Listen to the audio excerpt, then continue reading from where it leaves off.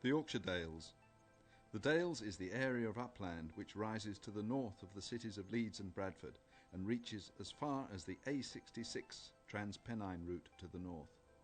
To the west, the M6 motorway divides it from the Lake District, and to the east lies the Vale of York. Much of this area forms one of Britain's national parks, and it's easy to see why. The steep fells and broad valleys, the Dales, that give the region its name, seem a world away from the urban regions to the south. Man has left his mark on this landscape, though.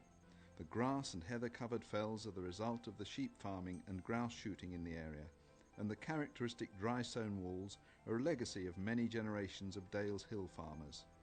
And, though they're mostly grassed over now, there are hundreds of spoil heaps and tunnels left over from the days of mining in the area. The combination of the smooth, steep limestone fells, the broad valleys cut by glaciers and rivers, and the impact of man all contribute to give the Dales a unique character. One of the results is that the area is among the best in Britain for hang gliding and paragliding. These simplest of aircraft can soar on the invisible waves of air generated as the wind is forced up the fell sides, and also climb by circling in the columns of thermal lift generated by the sun on the valley floors. With the kind permission of the farmers and landowners, the men and women of the Dales Hang Gliding and Paragliding Club fly from a range of superb sights. From the gentle slopes of Baildon Moor near Shipley to the impressive flanks of Ingleborough or Whernside in the heart of the National Park. This area has become well known to pilots, and many heights and distance records have been set here. It's also a regular venue for national competition.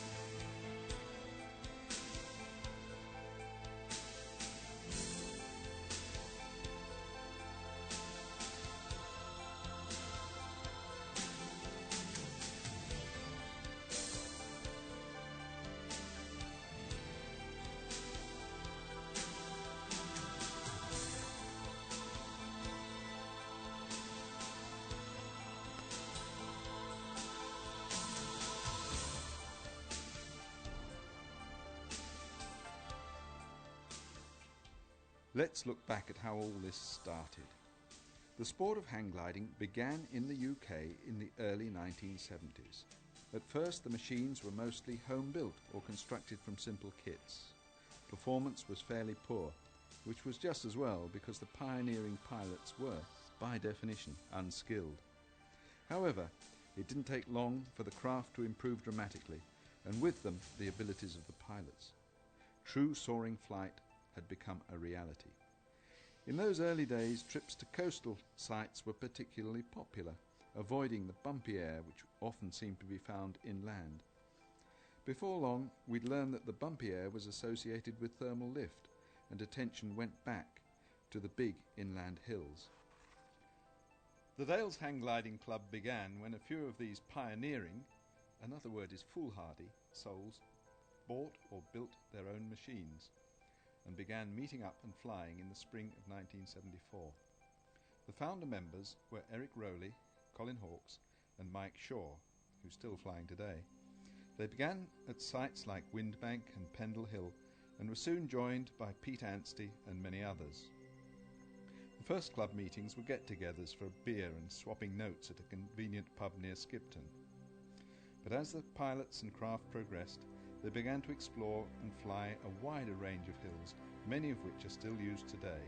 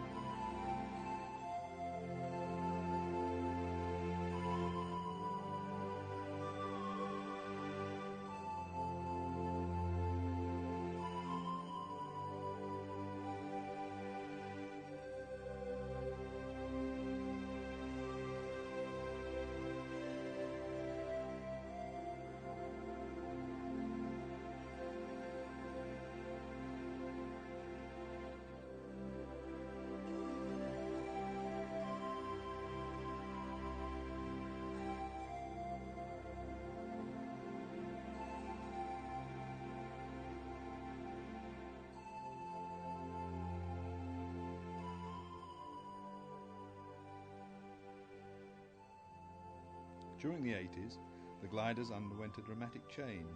The simple delta design of Dr. Ragello was developed rapidly, and with each year seeing improvements in glide ratios and sink rates.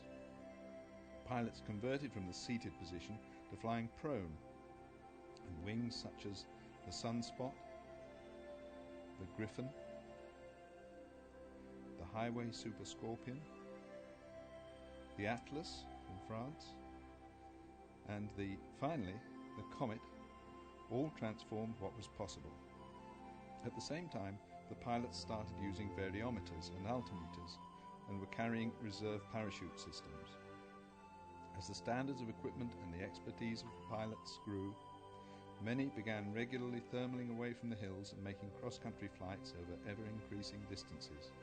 National and international competitions were run, and of course local pilots figured prominently. The club grew rapidly, and flyers from Yorkshire seemed to make up a disproportionate number of the pilots in the United Kingdom. By the mid-80s, British hang glider pilots and teams were preeminent in the world. Hang gliding had really come of age. Trips abroad were organised, and Dale's members took their wings to fly in Europe and further afield. This is La Chance in the Maritime Alps region of France, and that's still a popular destination for Dale's flyers today. Yorkshire pilots flew and competed throughout the world. The USA, Europe, Australia, Japan, and, on some occasions, even Lancashire.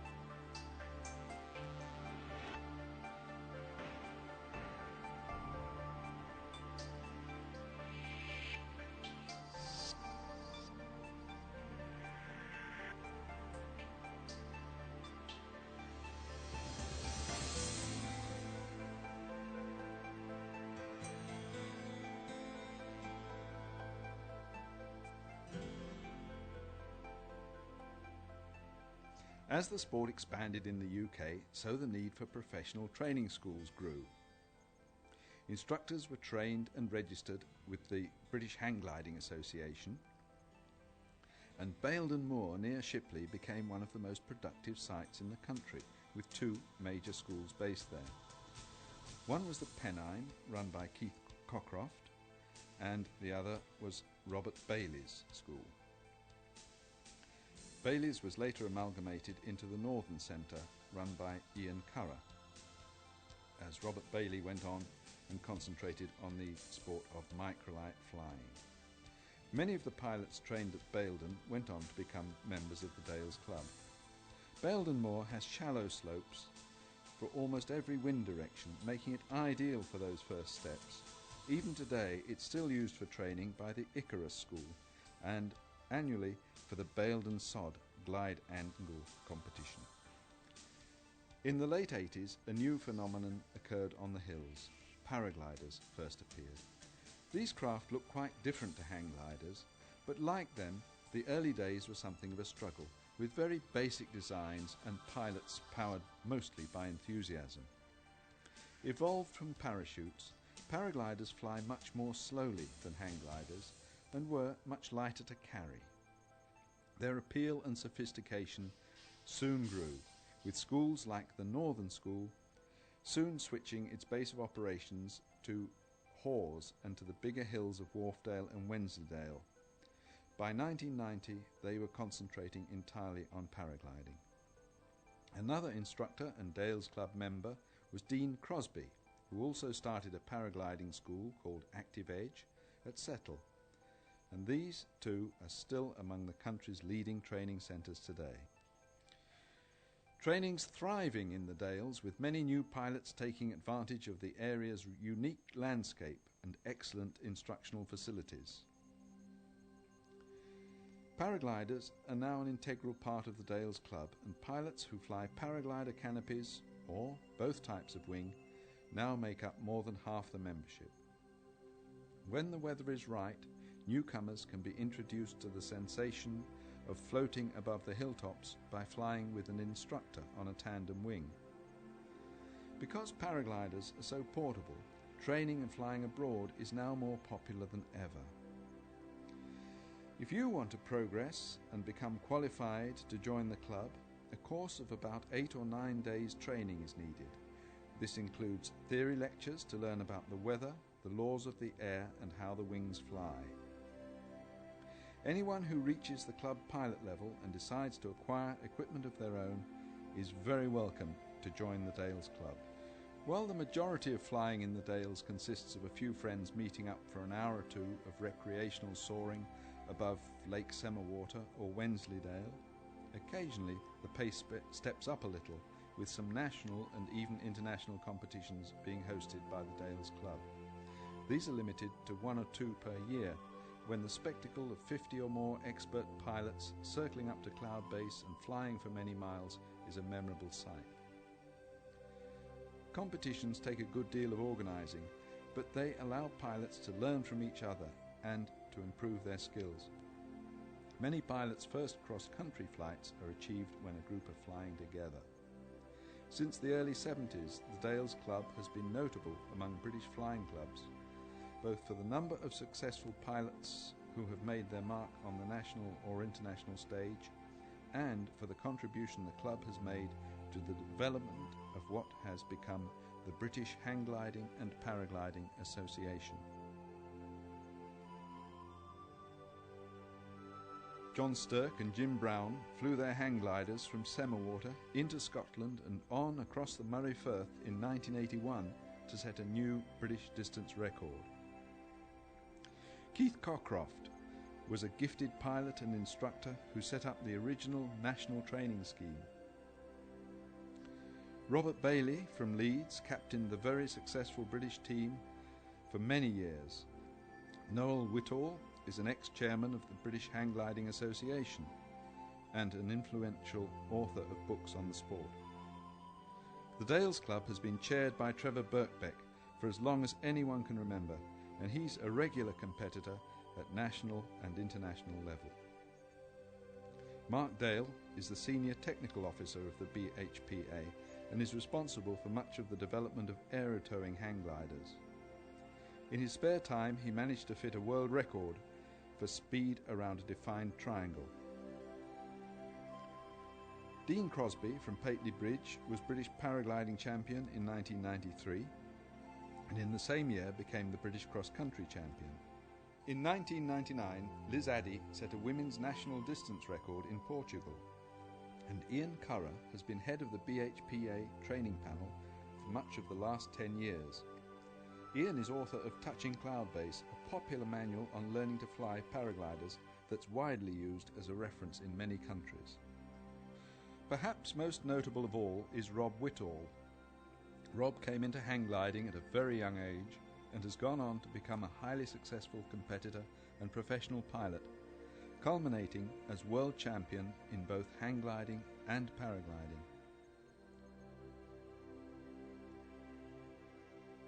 We tracked him down to his office in the landing field at Gourdon, near Nice on the Côte d'Azur.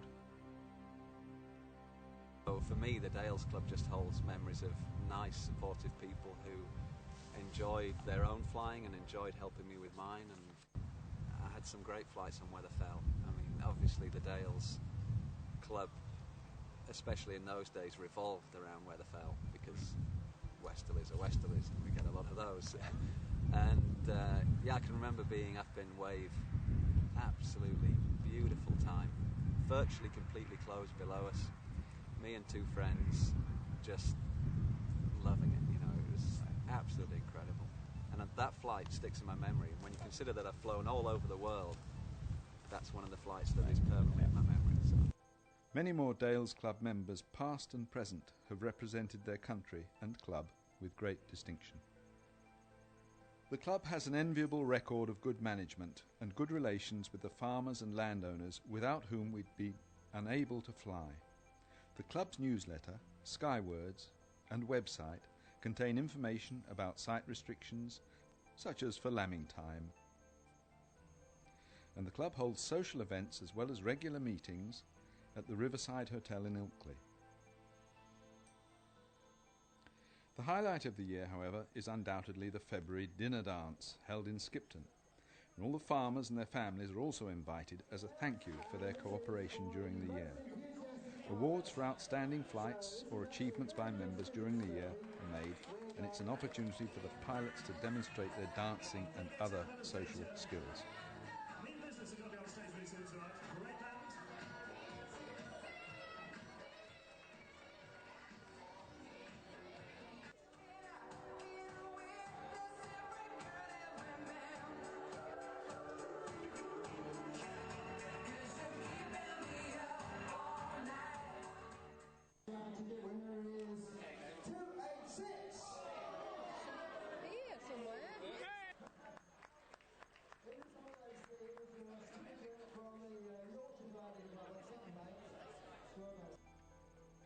Hang gliding and paragliding are adventure sports, and they do obviously carry a degree of personal risk.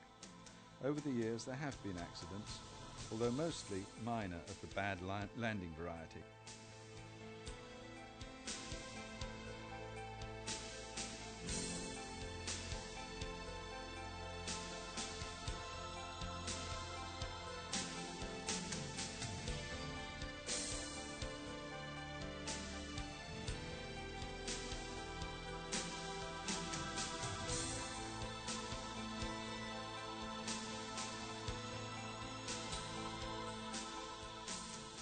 But there have been some tragedies, such as the deaths of Ian Fairbrother at Weatherfell and of Keith Cockcroft, a fine pilot and senior instructor who helped many of our current members start their flying.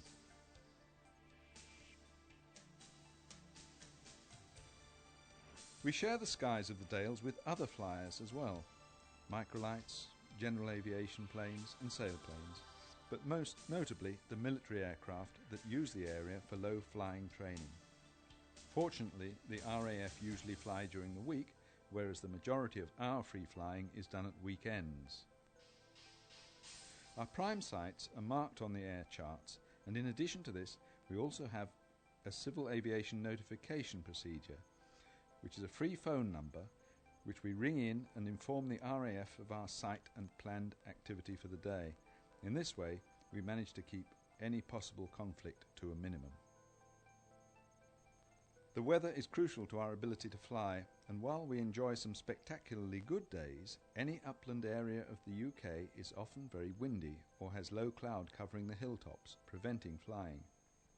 To try to minimise the number of wasted journeys, the club was the first in the country to construct and operate a dedicated weather station that could be called up on the phone by any member. The original Hamish station, built by club member Phil Blakeney, was mounted on an old observer station at Yorborough Hill overlooking Hawes and gave years of service. Our new weather station, Wendy, is now in place with a radio link and permanent readout on a computer monitor at the Northern Paragliding Centre in Bertisset. This station will give accurate information on the weather conditions and the trends at takeoff level. The long parallel ridges are ideal for the creation of mountain wave lift conditions, and the sky is often marked by the distinctive lenticular clouds that are typical of wave. On good wave days, this phenomenon can provide lift to many thousands of feet, and the highest flights in England are often made in the Dales area. On a cool spring or autumn day with good sunshine, there can be very active thermal conditions, and these days with blue skies and white cumulus clouds are ideal for flying cross-country. Pilots have launched in the Dales and landed as far away as Scotland or even the Wash on the east coast. That's 130 odd miles in a straight line. The Dales Club has a great history of cooperation and achievement. Its hang gliding and paragliding members integrate very well, and the flying sites are the envy of many other clubs in Britain. In the future there may be new craft and there will certainly be new challenges, but the future of free flying is looking bright.